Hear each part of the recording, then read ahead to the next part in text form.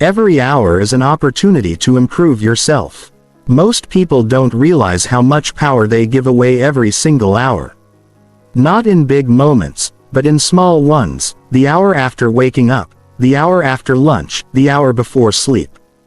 These hours decide your life more than any big plan ever will. Think about this for a second.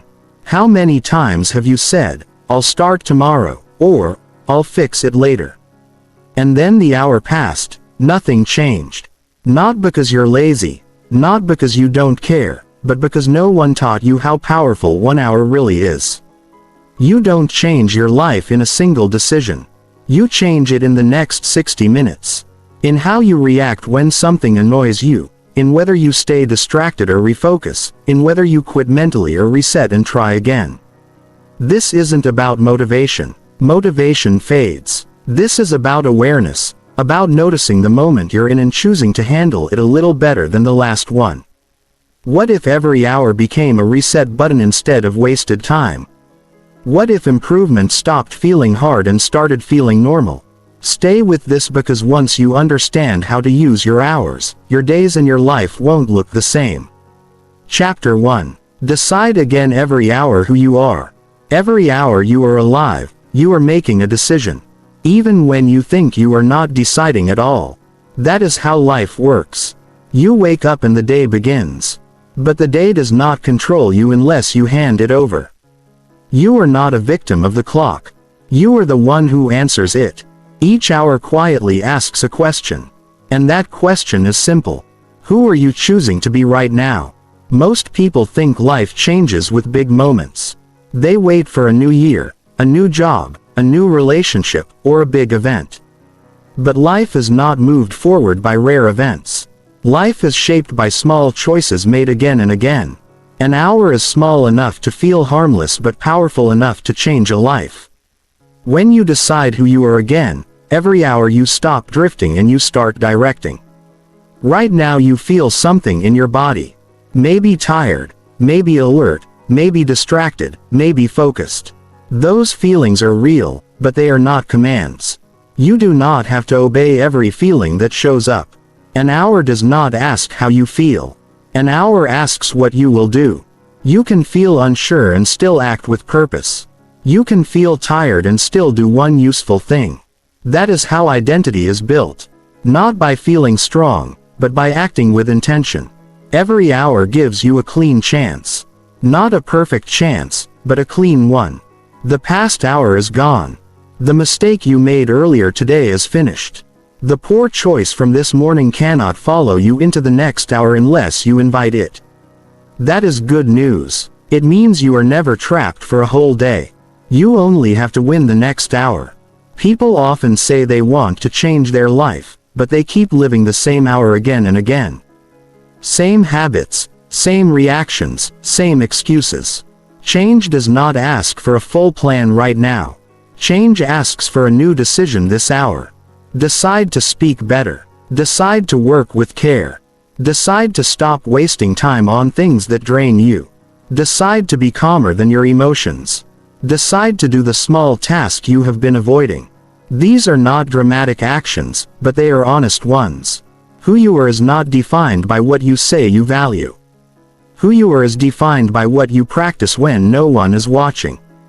In 1 hour, you reveal your values clearly. How you treat people, how you use time, how you respond to pressure, how you speak to yourself when something goes wrong. These quiet moments build your character more than public success ever will.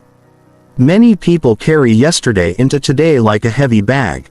Regret, guilt, anger, disappointment. They replay conversations. They repeat old stories in their mind that costs energy. It steals focus. The hour does not ask you to carry all that. The hour asks you to decide again. You can say the last hour was not my best and still choose to be disciplined now. You can admit you were careless earlier and still choose to be careful now. Growth begins the moment you stop arguing with reality and start choosing better actions. Deciding who you are every hour also means deciding who you are not. You are not the person who quits at the first sign of discomfort. You are not the person who delays simple tasks. You are not the person who blames circumstances for lack of progress. You are not the person who numbs themselves every time pressure appears. These are not personality traits. These are habits. And habits can be replaced 1 hour at a time. Think about how different your life would feel if you treated each hour like a fresh appointment with your future. Not with pressure, not with fear, but with clarity. This hour is a chance to invest. Invest in skill. Invest in health. Invest in focus. Invest in relationships. Invest in self-respect. Investments do not require perfection. They require consistency. There is a quiet confidence that comes from keeping small promises to yourself.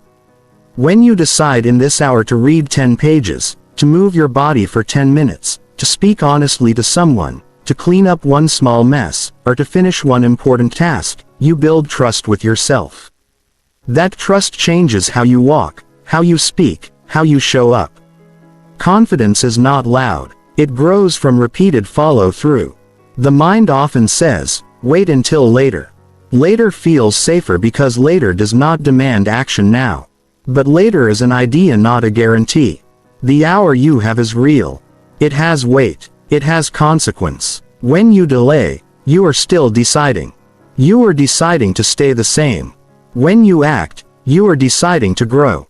Both are decisions. One moves you forward. The other keeps you stuck.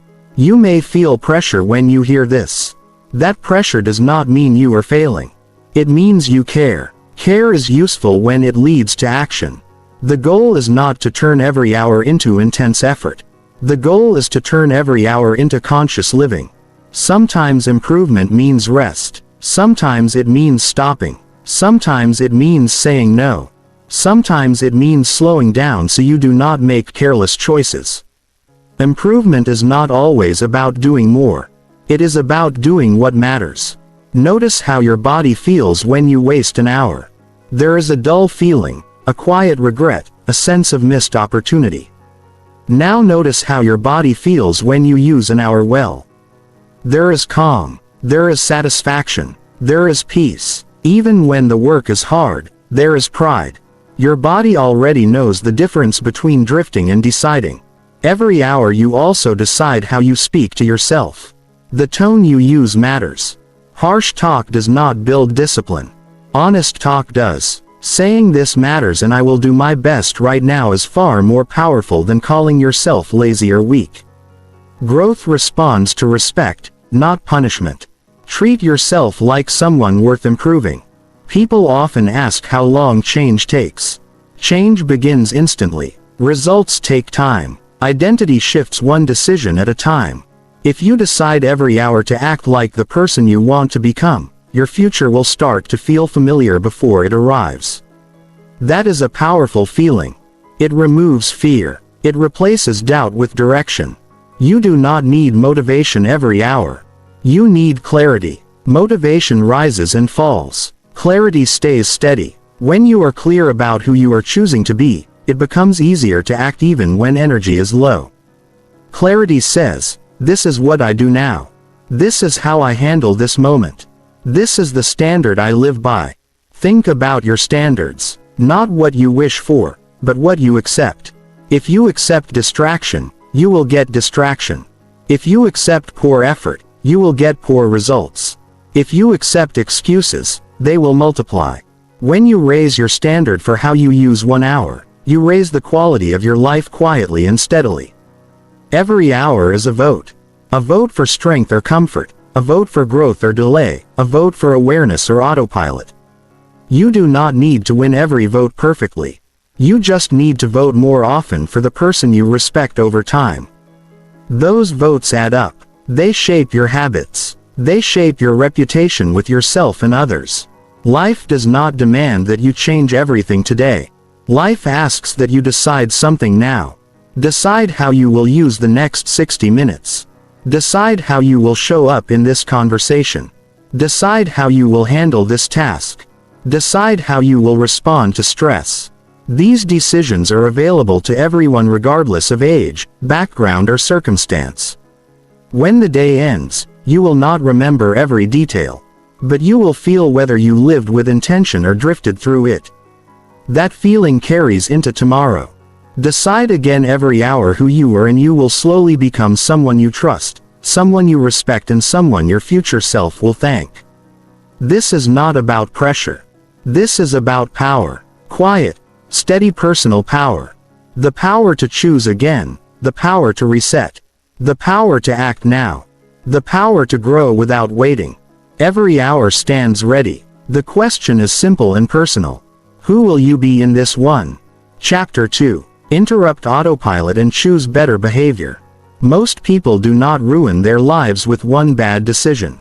They slowly give control away without noticing. They wake up and move through the day on habit. Same thoughts, same reactions, same patterns. This is not because they are weak. It is because the mind prefers what is familiar. Familiar feels safe even when it is holding you back. Autopilot keeps life predictable, but it also keeps it small. Autopilot shows up quietly. You reach for the phone without thinking. You respond sharply instead of listening. You delay the task that matters and choose something easier. You eat without awareness. You agree when you wanted to say no. None of this feels dramatic in the moment. It feels normal. That is why it is dangerous.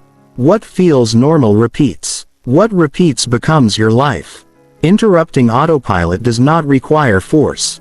It requires awareness. The moment you notice what you are doing while you are doing it, you create space. That space is powerful. In that small pause, you regain choice. You are no longer reacting. You are deciding. This is where growth lives. Not in motivation, but in awareness. Think about how many times a day you act without choosing. You speak because you always speak that way. You avoid because you always avoid. You rush because you always rush. Autopilot keeps you busy, but not intentional. Busy days can still be empty days. Intentional moments fill a life with meaning. Choosing better behavior begins with noticing patterns. Patterns are honest. They show you where your life is actually going, not where you hope it goes. Notice when your energy drops. Notice when you get impatient. Notice when you escape into distractions. These moments are not failures. They are signals. Signals asking for a better response. The body often reacts before the mind catches up. Your shoulders tighten. Your breathing shortens. Your jaw clenches. These are signs you are slipping into old reactions. When you notice these signals, you have a chance to slow down. Slowing down is not weakness. It is control. It allows you to respond instead of react. Better behavior is usually simpler than people expect. It is choosing to pause before speaking. It is standing up and moving your body when focus fades. It is taking one deep breath before answering a message. It is returning attention to the task instead of chasing stimulation. These actions look small, but they change the direction of the moment. Autopilot loves comfort. Comfort asks nothing from you. It keeps you entertained, distracted, and passive. Better behavior often feels slightly uncomfortable at first. It asks for effort. It asks for honesty. It asks you to stay present when you would rather escape. Discomfort is not a warning sign. It is often a sign that growth is nearby. Many people believe they need strong willpower to change behavior. Willpower helps, but clarity helps more. When you are clear about why a behavior matters, it becomes easier to choose it. Clarity turns effort into purpose. Purpose fuels consistency. Consistency changes identity. Notice how different your day feels when you act with awareness. There is a sense of control. Not rigid control, but grounded control. You feel present. You feel capable. Even challenges feel manageable because you are engaged instead of overwhelmed. Awareness brings calm because it removes confusion. Interrupting autopilot also changes how you treat other people. You listen instead of preparing your reply. You notice tone. You choose patience over sharpness. You choose honesty over avoidance. Relationships improve not because others change, but because your responses do. Behavior shapes connection. The mind often tries to justify autopilot. It says, "This is just how I am." That statement sounds harmless, but it limits growth. You are not fixed. You are practiced. What you practice becomes automatic. Change the practice and the automatic response changes with time. Better behavior does not mean perfect behavior. It means intentional behavior. You will still make mistakes. You will still fall back into old pattern. The difference is how quickly you notice and adjust. Quick awareness shortens the distance between mistake and correction. That distance matters. When you interrupt autopilot, you start living in real time. You experience moments instead of rushing through them. Food tastes better. Conversations feel deeper. Work feels more meaningful. Time feels fuller. Awareness stretches time because you are actually present. Choosing better behavior also builds self-respect. You begin to trust your ability to respond well under pressure. That trust grows quietly. It changes how you see yourself. You no longer feel controlled by impulses or moods. You feel capable of choice. Autopilot often protects old fears.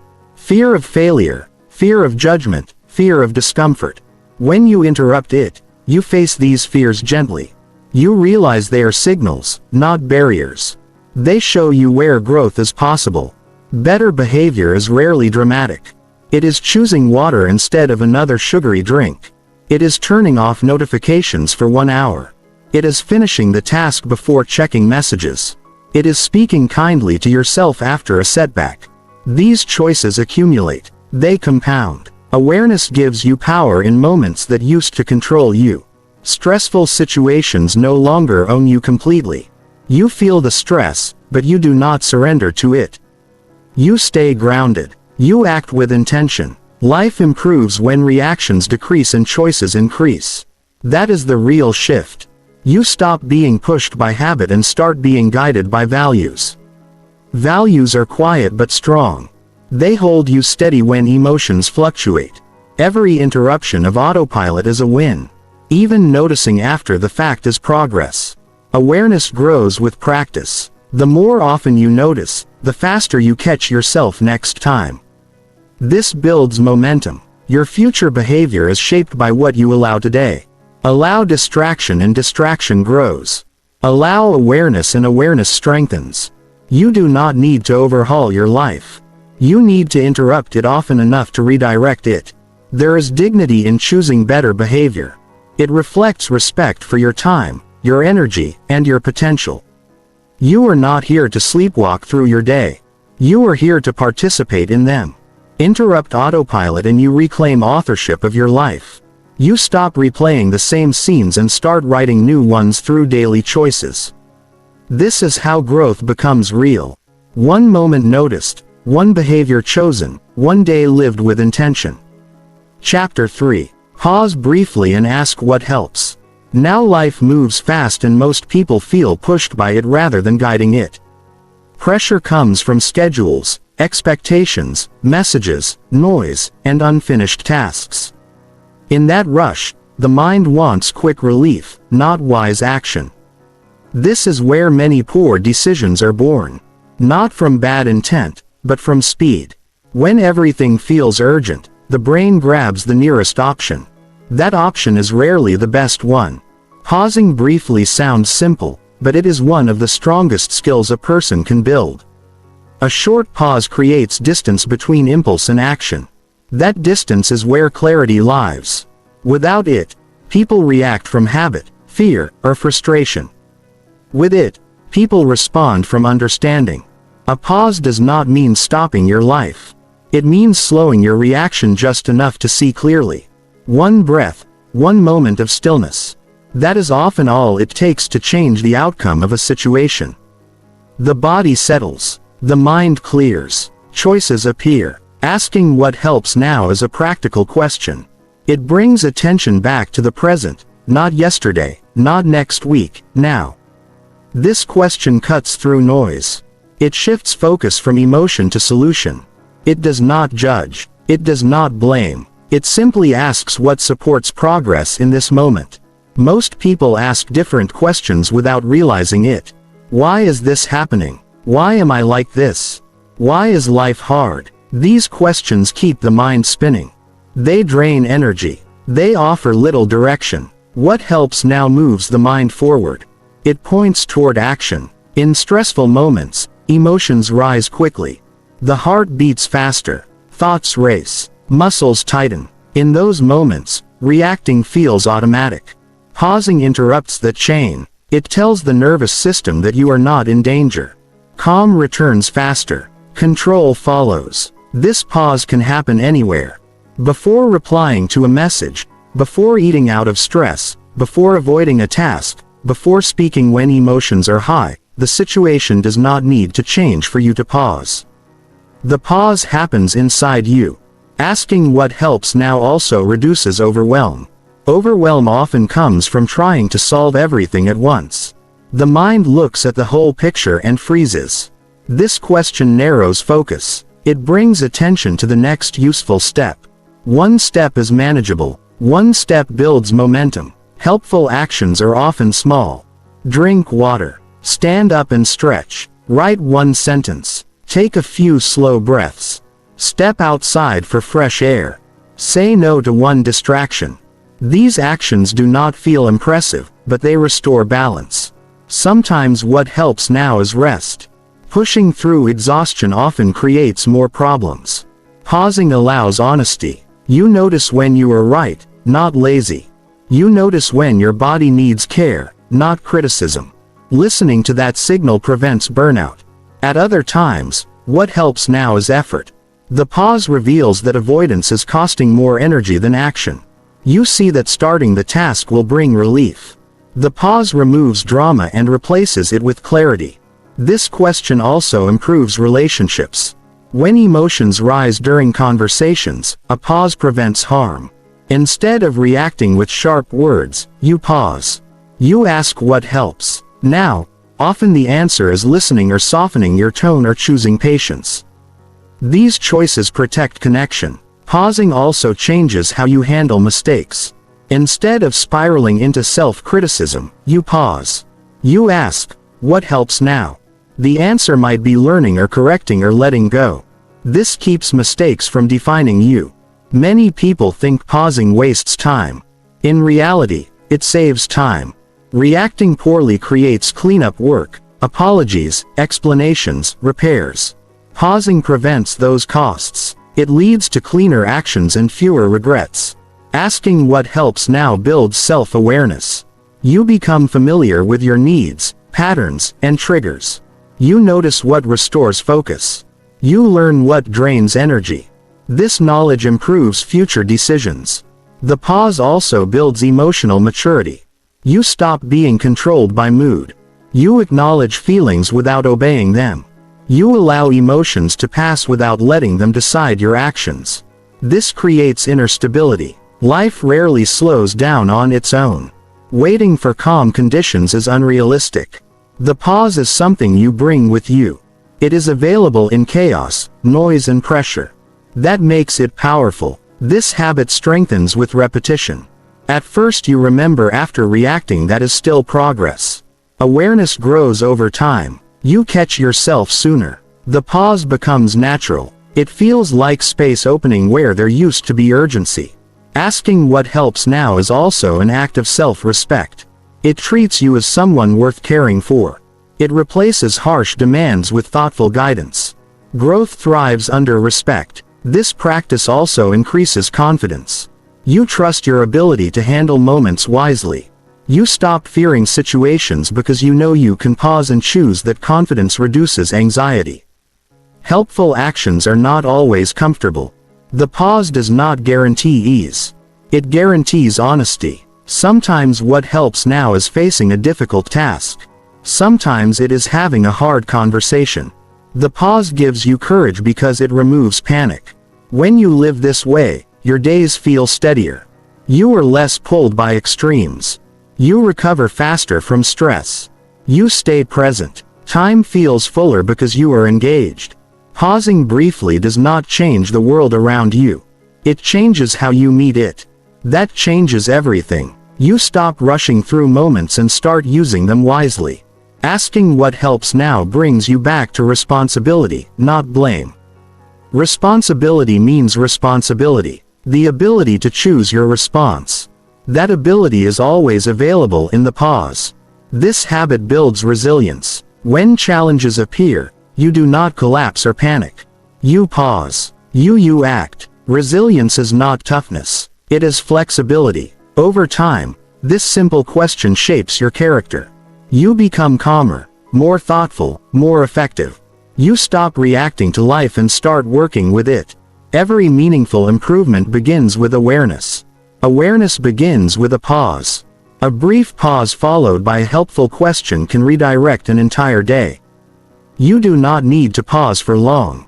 Seconds are enough. The value is not in the length but in the intention. Choose awareness. Choose clarity. Ask what helps now and listen honestly. Then act on the answer. This is how moments become useful. This is how pressure becomes manageable. This is how growth becomes daily and real. Chapter 4. Strengthen self-trust by keeping small promises. Self-trust is not something that suddenly appears after a big achievement or a dramatic life change. It is built quietly in ordinary moments through the smallest actions that most people overlook. Every time you say you will do something and follow through even when no one is watching, you send a message to yourself. I am reliable. Over time, those messages shape how safe you feel inside your own decisions. When you break promises to yourself, even tiny ones, the opposite happens. You begin to doubt your intentions, your discipline, and your ability to handle responsibility. Strengthening self-trust begins by restoring this inner relationship. And the simplest way to do that is by keeping small promises. A small promise might look insignificant on the surface. It could be waking up 5 minutes earlier, drinking a glass of water, sending one email, or stopping a task when you said you would. These actions may seem too minor to matter. But your mind does not measure promises by size. It measures consistency. Each kept promise becomes evidence that you respect your own word. Each broken promise weakens that evidence. Over time, this pattern teaches your brain whether you are someone who can be trusted or someone whose words are optional. Many people struggle with self-trust because they set expectations that are far bigger than their current capacity. They promise themselves complete transformations, perfect routines, or non-stop motivation. When they fail to meet those unrealistic standards, they interpret it as personal weakness. The problem is not lack of discipline. It is a lack of alignment. Small promises work because they are achievable. They match who you are today, not who you wish you were. When your goals are realistic, following through becomes natural instead of forced. Keeping small promises also creates emotional stability. When you do what you said you would do, your nervous system relaxes. There is less internal tension, less guilt, and less mental noise. You stop arguing with yourself about whether you can handle things. This calm builds confidence that feels grounded rather than inflated. It is not the loud confidence that seeks validation, but a quiet certainty that you can depend on yourself when it matters. Another powerful effect of small promises is momentum. When you complete one simple action, it lowers resistance to the next one. Action breeds clarity, not the other way around. Waiting to feel motivated often leads to inaction, but completing a small task generates motivation as a byproduct. Your brain begins to associate effort with reward, not exhaustion. Over time, this changes how you approach challenges. Instead of feeling overwhelmed, you break things down instinctively, trusting that progress comes from manageable steps. Small promises also reshape your self-image. You start to see yourself as someone who follows through, someone who finishes what they start, someone who respects their time and energy. This identity shift is crucial because behavior follows identity. When you believe you are reliable, you naturally act in ways that support that belief. The need for constant self-discipline fades because your actions are now aligned with who you think you are. It is important to understand that keeping small promises does not mean being rigid or harsh with yourself. Life happens. Energy fluctuates. Circumstances change. Self-trust is not about perfection. It is about honesty. If you cannot keep a promise, the most important thing is to acknowledge it without excuses and adjust your future commitments. This teaches your mind that you are truthful with yourself even when things do not go as planned. Honesty strengthens trust far more than forced consistency. One of the most damaging habits people develop is casually dismissing promises made to themselves. Saying, "I'll do it later," over and over trains the brain to ignore internal commitment. Eventually, motivation drops because your mind no longer believes your intentions mean anything. Rebuilding self-trust requires reversing this pattern. You do that by making fewer promises, not more, and choosing ones you are almost certain you can keep. Success comes from restraint, not ambition. There is also a deep emotional component to self-trust. Many people learned early in life that their needs or boundaries were not respected. As a result, they internalized the belief that their own voice does not matter.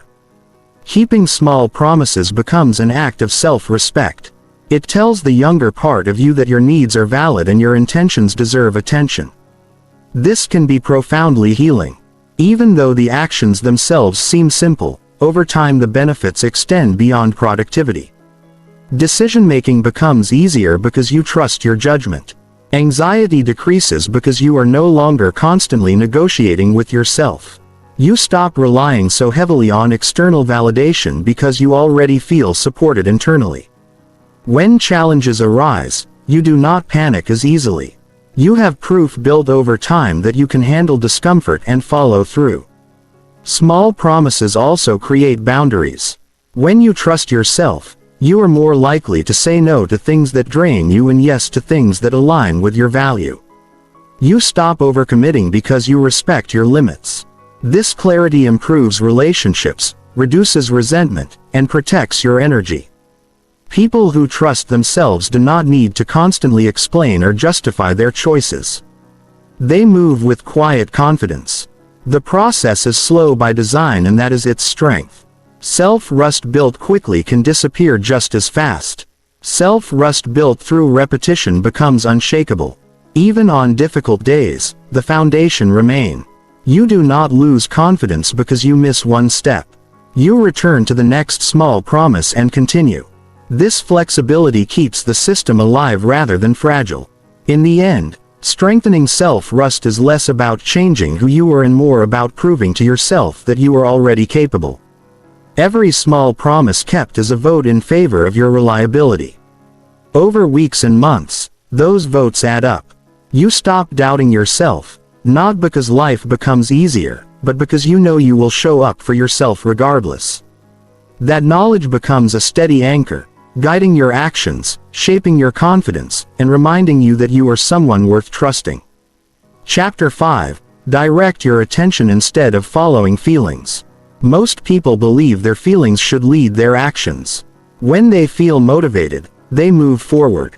When they feel tired, discouraged, or uncertain, they pause, wait, or retreat. This habit feels natural, but it quietly gives emotions more authority than they deserve. Feelings are real, but they are not reliable leaders.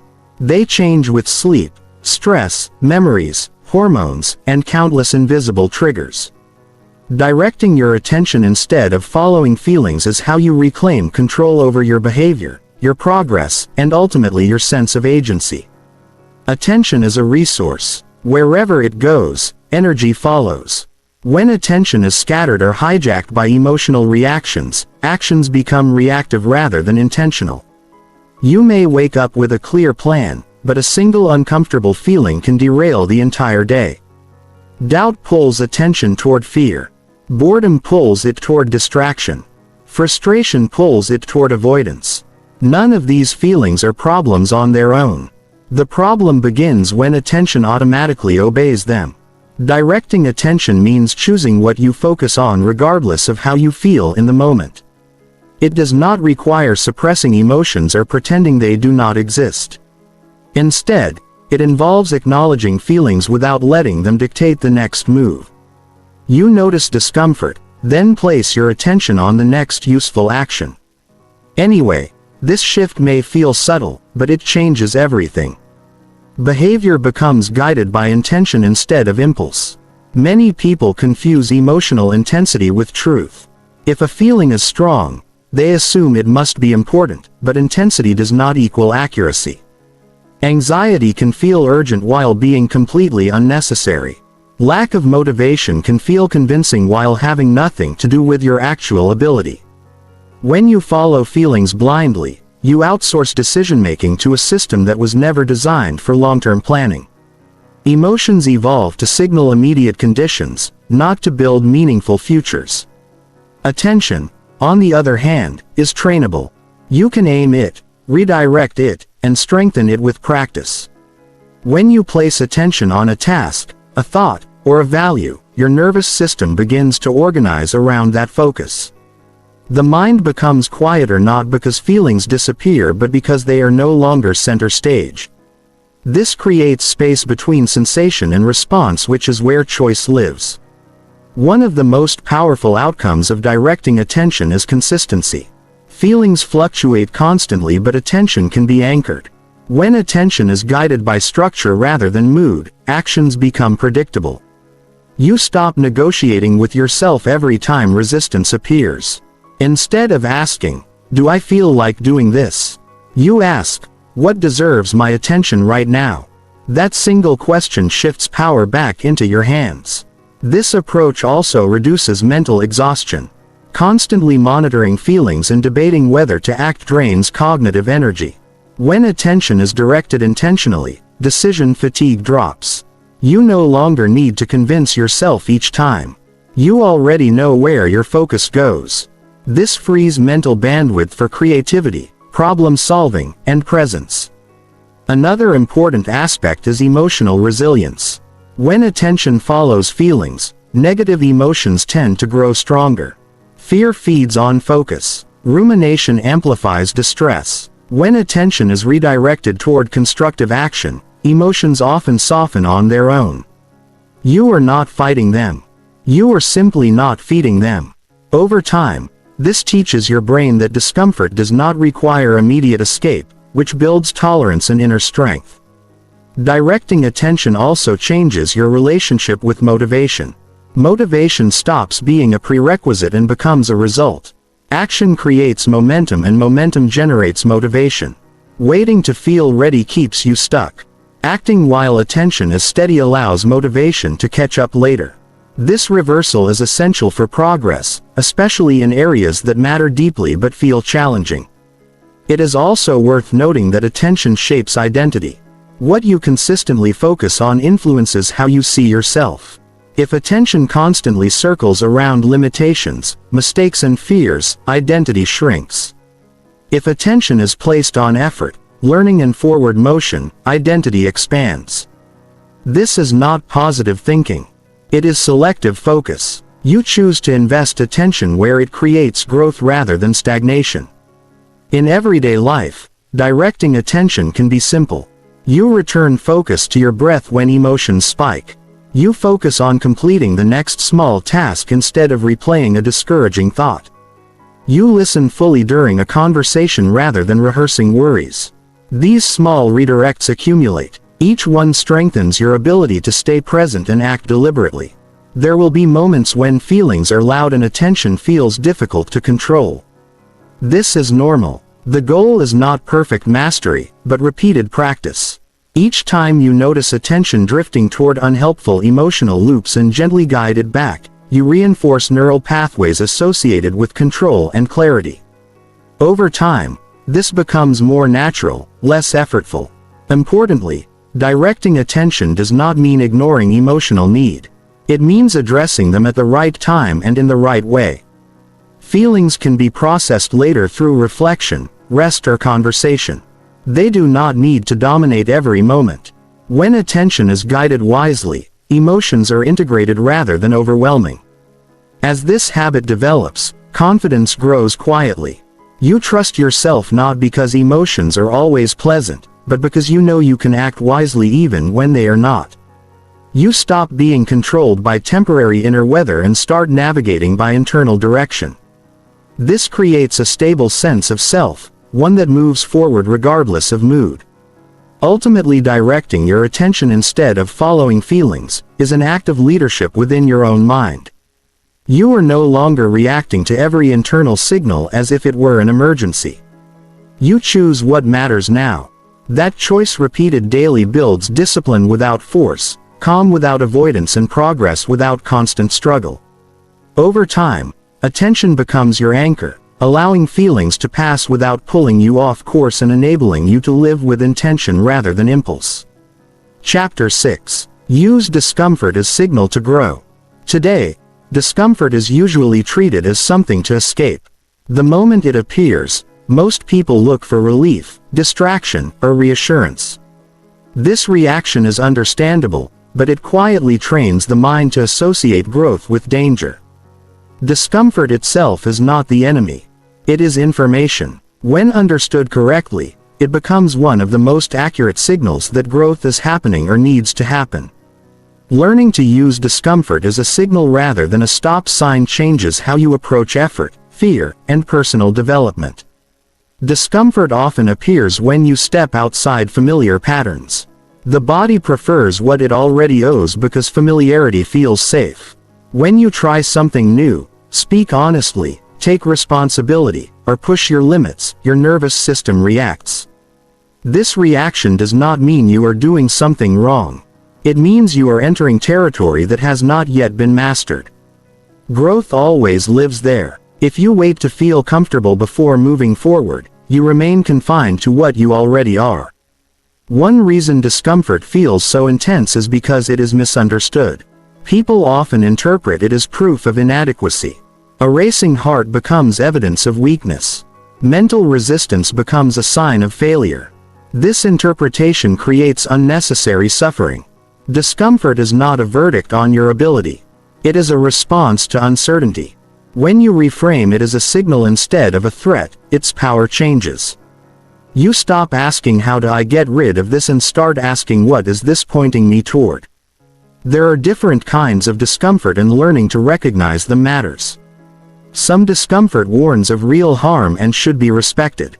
But the discomfort tied to growth has a different quality. It often shows up as hesitation, vulnerability, self-doubt, or effort. It appears when you are about to learn, stretch, or take ownership.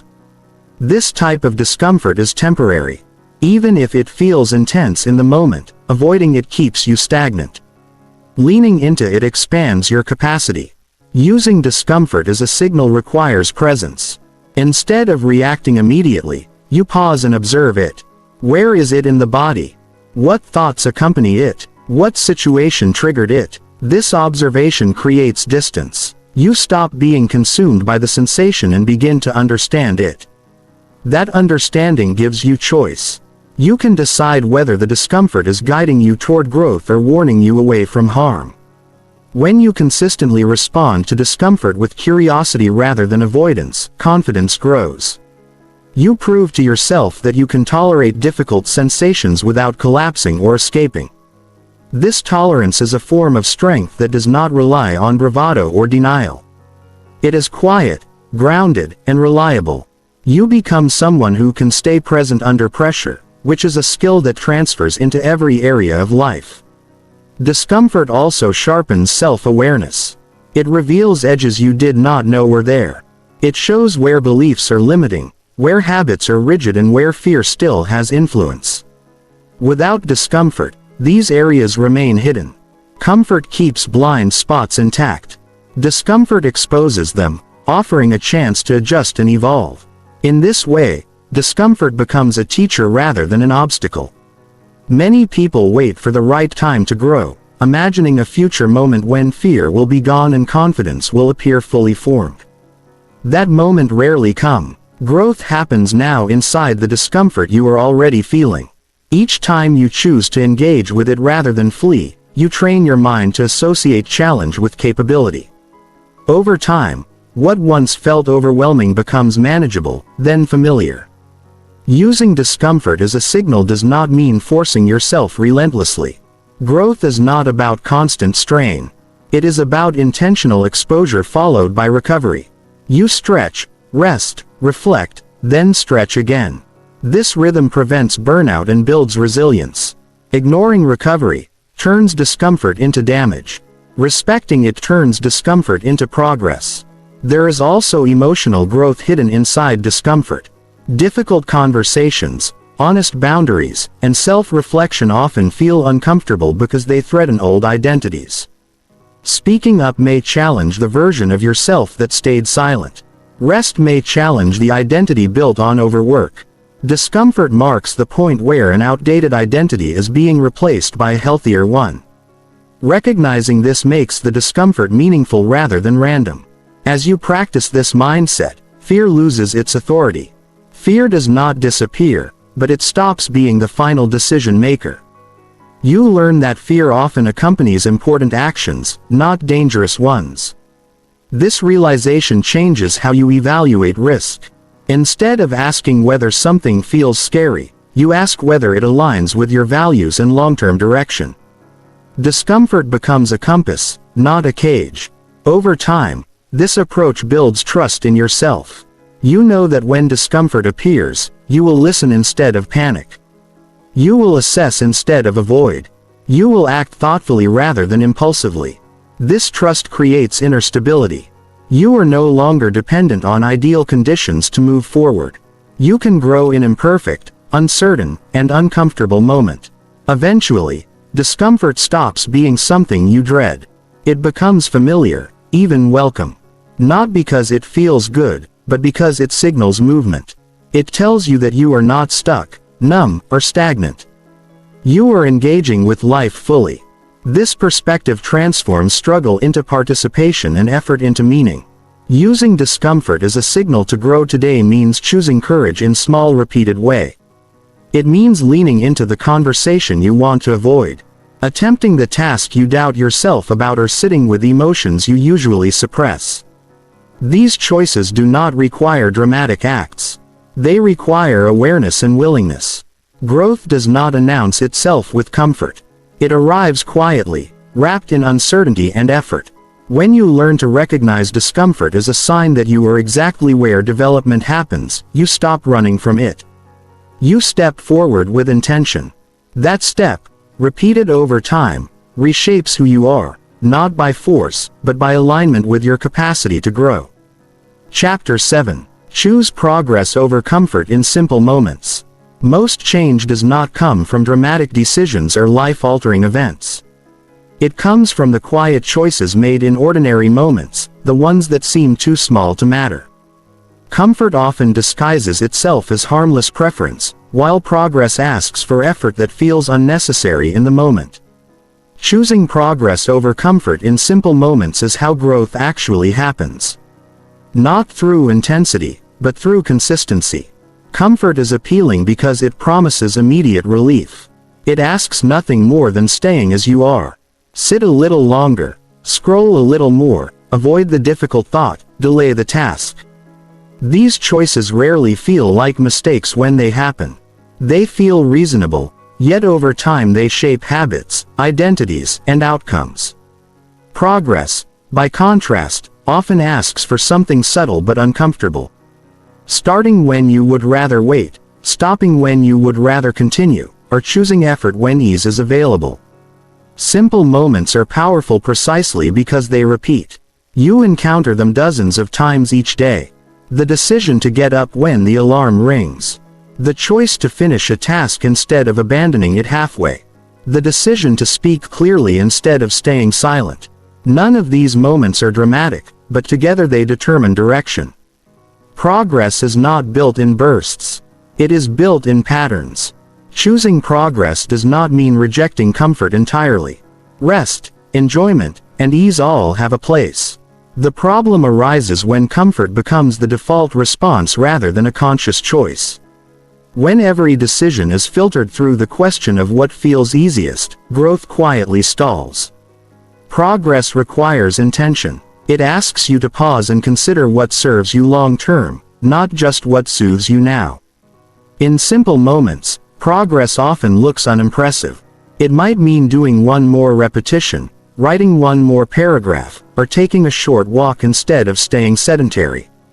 These actions rarely produce immediate rewards. Their value accumulates slowly, which is why they are easy to dismiss. Comfort offers instant gratification. Progress offers delayed return. Learning to value that delayed return is a skill that reshapes your future.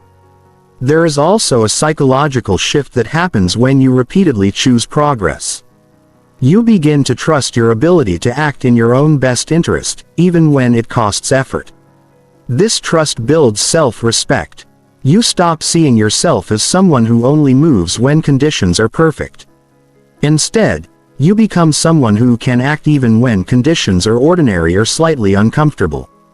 Many people believe progress requires motivation. But simple moments reveal a different truth. Motivation is unreliable because it depends on mood. Progress depends on choice. When you choose progress in small ways, motivation becomes less relevant. You act because it aligns with who you are becoming, not because you feel inspired. This creates stability in behavior, which is far more powerful than bursts of enthusiasm. Comfort often feels neutral, but it has a direction. It tends to pull you back toward familiar patterns, even when those patterns no longer serve you. Progress, on the other hand, gently pushes you forward into unfamiliar territory. That unfamiliarity can feel awkward at first. You may feel slower, less confident, or slightly out of place. This sensation is not a sign that you are failing. It is a sign that you are learning. Simple moments also owe your values. What you consistently choose in small decisions reflects what matters to you more than any declaration.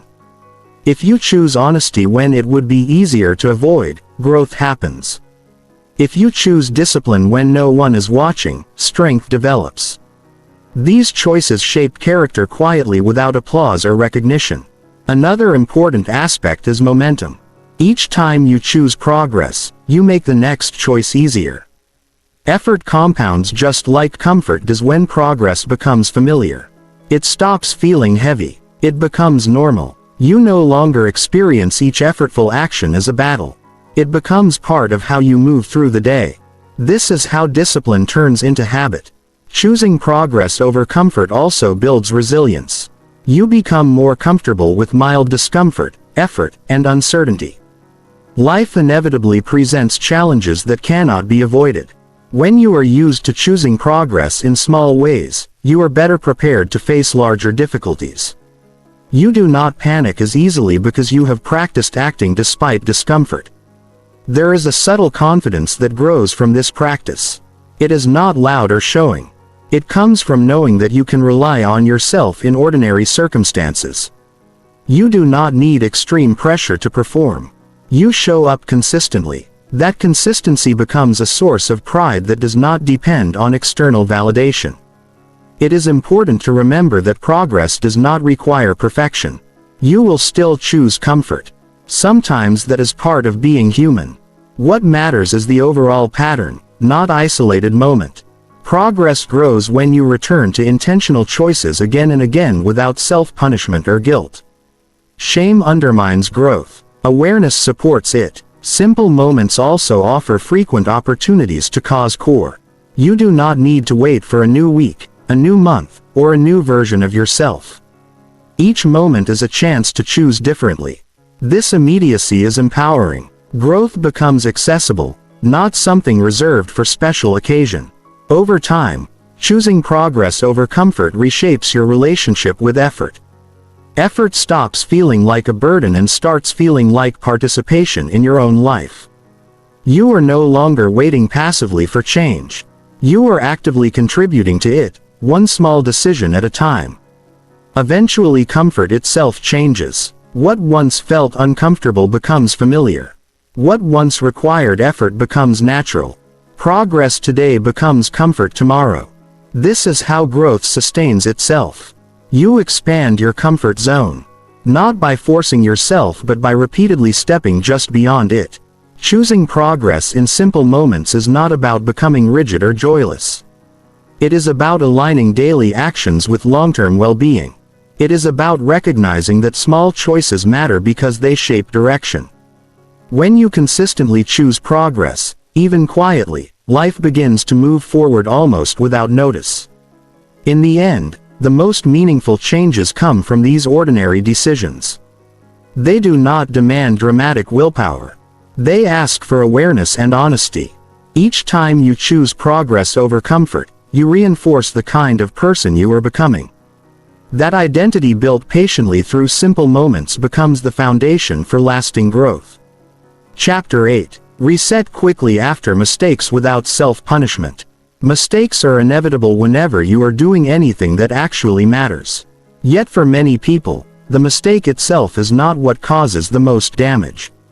The real harm comes from what follows: harsh self-talk, lingering guilt, and a cycle of punishment that drains energy and stalls progress. Learning to reset quickly after mistakes without self-punishment is one of the most important skills for sustainable growth, emotional stability, and long-term success. When a mistake happens, the mind often reacts as if something has gone fundamentally wrong with you. A single error becomes proof of incompetence, lack of discipline, or personal failure. This reaction is rarely conscious, but it is powerful. Instead of focusing on correction, attention shifts towards self-judgment.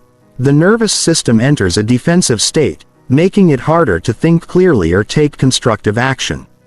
Progress slows not because of the mistake, but because of the internal response to it. Self-punishment often masquerades as accountability. People believe that being hard on themselves will prevent future errors. In reality, it usually does the opposite. Harsh criticism creates fear, and fear encourages avoidance. When mistakes are met with punishment, the brain learns that trying is risky. This leads to procrastination, hesitation, and perfectionism. Resetting quickly requires a different approach, one rooted in responsibility without hostility.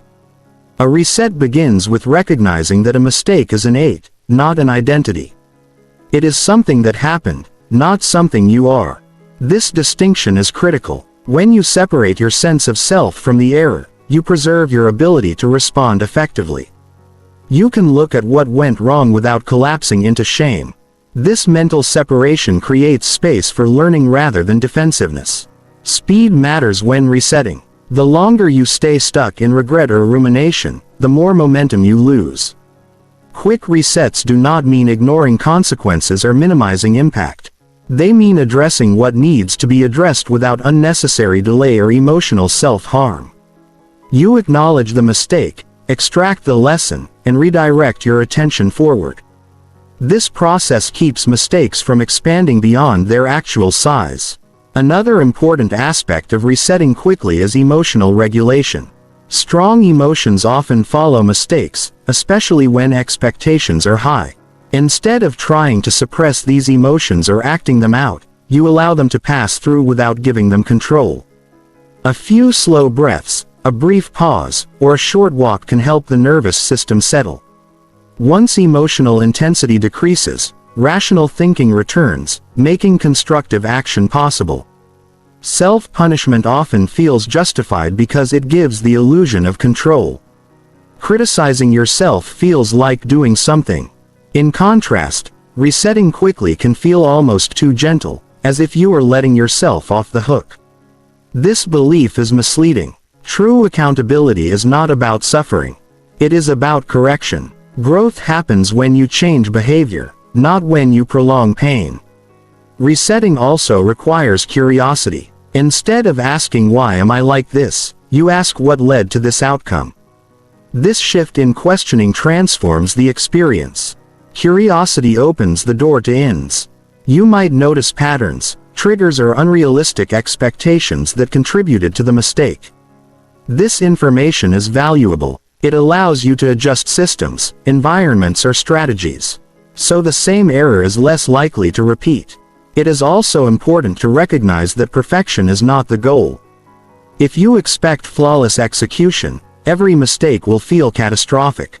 Resetting quickly requires accepting that errors are part of any meaningful process.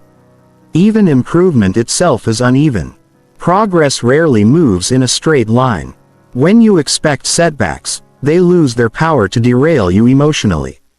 Another reason self-punishment is harmful is that it narrows attention. When you are focused on feeling bad, you are not focused on moving forward. Energy that could be used for repair or learning is consumed by internal conflict. Resetting redirects that energy toward action. It asks what is the next useful step and places attention there. Over time, practicing quick resets builds resilience. You become less afraid of mistakes because you trust your ability to recover. This trust encourages experimentation, learning, and growth. You are more willing to take on challenges because you know that even if something goes wrong, you will not abandon yourself afterward. This sense of internal safety is essential for long-term development. Resetting without punishment also improves self-respect. You treat yourself as someone worth supporting, not someone who needs to be broken into compliance. This does not mean lowering standards. It means maintaining standards while responding humanely when you fall short. High standards paired with self-compassion create sustainable excellence in daily life. Resets can be simple. You miss a deadline and immediately reorganize your schedule. You say something you regret and apologize promptly. You skip a habit and resume it at the next opportunity. Instead of waiting for a symbolic restart, these small resets prevent mistakes from turning into spirals. There will be moments when the urge to punish yourself feels automatic. This habit often comes from past experiences where mistakes were met with criticism or withdrawal. Recognizing this pattern allows you to interrupt it. You can remind yourself that punishment is not necessary for improvement. Learning as this practice deepens, your relationship with failure changes. Failure becomes feedback rather than a verdict. You stop measuring your worth by flawless performance and start measuring it by your willingness to adjust and continue. This mindset keeps you engaged even when things are difficult. Resetting quickly after mistakes without self-punishment is not about avoiding responsibility. It is about responding effectively. It is about choosing growth over self-attack, clarity over shame, and movement over stagnation. When you master this skill, mistakes lose their power to define you. They become moments of redirection rather than reasons to stop. Through repeated resets, you build a steady, compassionate discipline that supports progress instead of undermining it. Chapter 9. End each day aware of personal choices. Most days pass quickly, filled with routines, reactions, obligations, and distractions. By the time night arrives, it can feel as though the day simply happened to you rather than being shaped by you. Ending each day aware of your personal choices is how you reclaim ownership over your life. Not by judging the day as good or bad, but by understanding how you participated in it. Awareness turns time from something that slips away into something that teaches. Being aware of personal choices does not mean replaying the entire day in detail or criticizing every misstep. It means recognizing that even within constraints, you are making decisions constantly. Some choices were deliberate, others automatic. Some aligned with your values, others came from habit or avoidance. Seeing these differences clearly is what creates growth. Without awareness, patterns repeat blindly. With awareness, patterns become adjustable. Many people end their day consumed by outcomes. They focus on what they completed or failed to complete, how productive they were, or whether they lived up to expectations. While outcomes matter, they do not tell the full story. Two people can achieve the same result through very different choices. One may have acted with intention, the other with pressure or fear. Awareness shifts focus from results to responsibility. It asks not just what happened, but how you showed up. Ending the day with awareness creates emotional closure. Unexamined days tend to bleed into the next, carrying unresolved tension, regret, or mental clutter. When you pause to reflect on your choices, the mind organizes experience. Loose ends feel less chaotic because they are acknowledged. This process reduces anxiety and improves sleep, not because everything is perfect, but because nothing is ignored. Personal choice exists even in moments where options seem limited. You may not control external events, but you control responses, attitudes, and priorities. Recognizing this prevents helplessness. When you notice where you chose patience, honesty, restraint, or effort, you reinforce a sense of agency. When you notice where you avoided, reacted, or disengaged, You gain insight without self-blame. Awareness is neutral. It observes without attacking. Another benefit of ending the day aware of choices is integrity. Integrity is not about perfection. It is about alignment. When your actions match your values, more often than not, inner conflict decreases. Reflection reveals where alignment occurred and where it did not. This knowledge informs tomorrow's decisions. You do not need grand resolutions. Small adjustments emerge naturally when awareness is consistent. Many people avoid reflection because they associate it with guilt. They fear seeing their shortcomings. This fear keeps them stuck. Awareness without punishment changes the experience entirely. You are not putting yourself on trial. You are reviewing data. Choices become information rather than evidence of worth. This perspective makes honesty safe and useful. Ending the day with awareness also strengthens self-trust. When you know you will check in with yourself, you act differently throughout the day. Choices feel more intentional because you expect to notice them later. This creates a subtle accountability that does not rely on pressure. You begin to act in ways you respect because you know you will be the one reflecting on them. The process does not need to be long. A few quiet minutes are enough. You might ask yourself what decisions mattered today, where you acted consciously and where you defaulted to habit. You might notice moments of courage, restraint, or kindness that would otherwise be forgotten. These moments deserve recognition. Awareness is not only about correction. It is also about reinforcement. This practice also builds emotional intelligence. As you observe your choices, you begin to see the emotional states that influence them. You notice how stress shaped your reactions or how calm improved your clarity. This understanding allows you to prepare better for similar situations in the future. You stop being surprised by your own behavior and start understanding it. Ending the day with awareness creates continuity between days. Life stops feeling like disconnected episodes and starts feeling like a coherent story. Each day informs the next, lessons carry forward. Effort compound. This continuity is essential for long-term growth because change rarely happens in isolation. It happens through accumulation. There is also humility in this practice. You accept that you are both capable and imperfect. Some days you choose well, other days you do not. Awareness holds both truths without distortion. This balanced view prevents both arrogance and despair. You remain grounded, realistic, and open to improvement.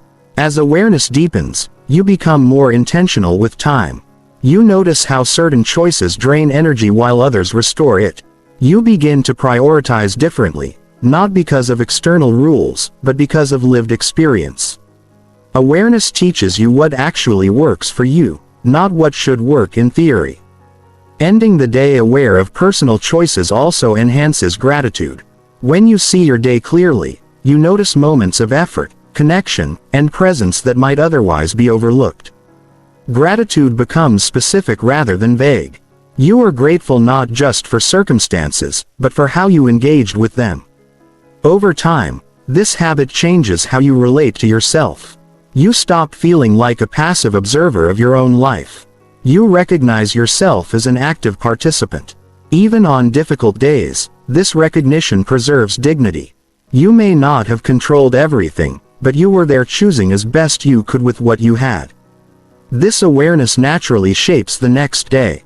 You wake up with a clearer sense of direction. Not because you planned every detail, but because you understand yourself a little better. Growth becomes less about forcing change and more about refining choices. Ending each day aware of personal choices is a quiet discipline with powerful effects. It does not demand intensity or perfection. It asks for honesty and attention. Through this simple practice, days stop disappearing unnoticed.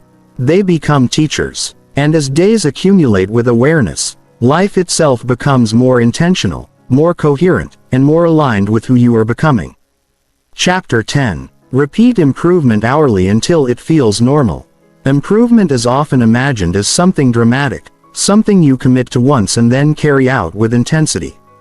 In reality, lasting change rarely works that way. Real improvement is quieter, smaller, and far more repetitive. It happens when you make slight adjustments again and again so frequently that progress stops feeling like effort and starts feeling like your default.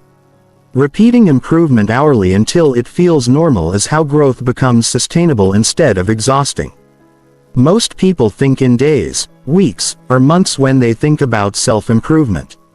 That scale can feel overwhelming. An entire day feels too big to control, and a single failure can ruin motivation. Hourly improvement changes the scale. It brings growth into the present moment. You are not trying to fix your life or reinvent yourself. You are simply asking what can be improved right now in this hour with what you have. An hour is manageable. It is short enough to reset after distraction and long enough to create momentum. When improvement is framed this way, mistakes lose their weight. You do not think I ruined the day. You think the next hour is still open. This mindset keeps progress alive even when energy is low or circumstances are imperfect. Repeating improvement hourly does not mean constant productivity or non-stop effort. It means choosing slightly better actions when opportunities arise. It might be correcting posture, refocusing attention, adjusting tone in a conversation, or returning to a task you drifted away from. These changes are subtle, but their frequency gives them power. What is repeated shapes behavior more than what is intense. When improvement is practiced hourly, awareness increases naturally. You begin to notice how quickly habits pull you off course. You see how often attention drifts, how easily comfort takes over, and how frequently small choices shape outcomes. This awareness is not meant to create pressure. It simply gives you more chances to intervene gently. One of the most important effects of hourly improvement is normalization. At first, effort feels noticeable. Redirecting attention feels deliberate. Correcting behavior feels awkward, but repetition smooths resistance.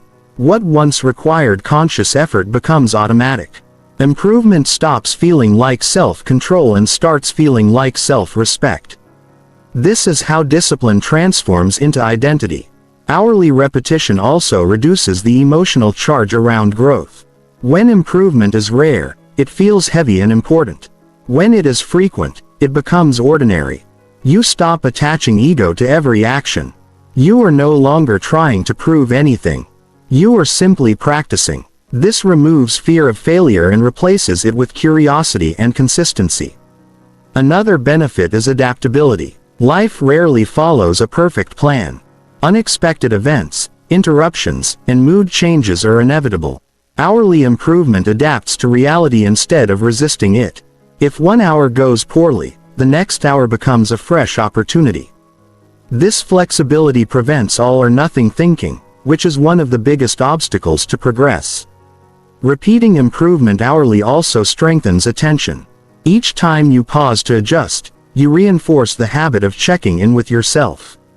You become more present, more responsive, and less reactive. Over time, this presence spills into everything you do. Conversations become more intentional. Work becomes more focused. Rest becomes more restorative. There is also a cumulative effect that is easy to underestimate. Small improvements repeated hourly compound faster than dramatic changes attempted. Occasionally, a slight increase in focus, repeated several times a day, reshapes how much you can accomplish without burnout. A small improvement in emotional regulation, practiced often, stabilizes your inner world. The impact is not obvious in any single moment, but it becomes undeniable over time. Hourly improvement also teaches patience. You stop expecting immediate transformation. You accept that progress is incremental and uneven. This patience protects you from discouragement.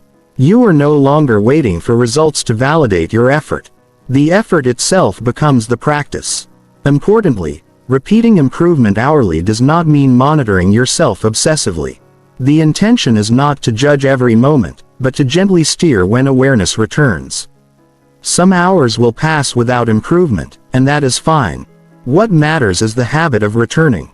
Each return strengthens the pattern. As this practice continues, your baseline changes. What once felt like effort becomes neutral.